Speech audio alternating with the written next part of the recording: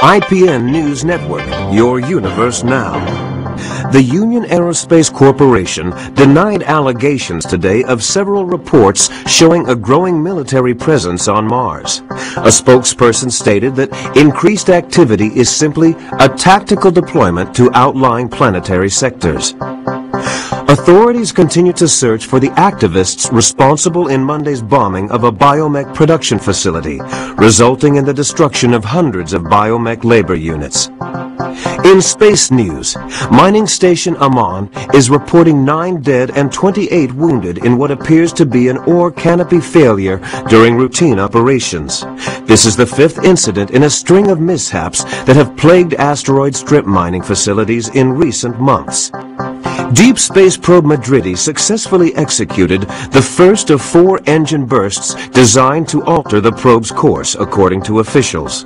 The probe's logic core first requested the diversion following yesterday's discovery of a negative light object outside the orbit of Sedna. The probe is set to resume its outer system mapping mission next week, following further scans of the fluctuating anomaly.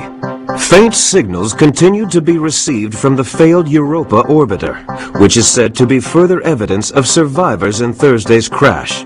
Union Aerospace, who funded the privately operated orbiter, stated that there were no survivors and the signal is part of the Navcom system's automated distress beacon.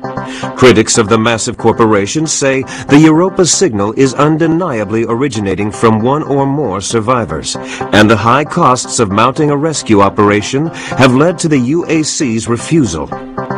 In IPN's business news, Mixom Corporation has filed suit against rival company Moxim, claiming the company infringed on several pressure seal patents utilized in planetary bases. Moxim lawyers have threatened a countersuit, saying that Mixom creates inferior parts based on original Moxim designs. Senate Majority leaders this morning approved a nearly $80.2 trillion spending plan. The plan includes cuts in funding for the lunar outpost and several planetary platforms, as well as major revisions to the public health care system. The plan also calls for cutting the budget deficit in half by 2147. Gentech firm Reuters met further resistance this week in its plans to introduce genetically manufactured health products on Earth.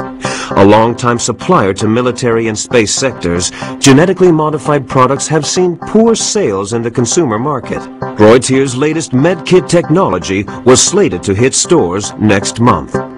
For IPN News, this is Roger McKellen with Subspace News on the Hour.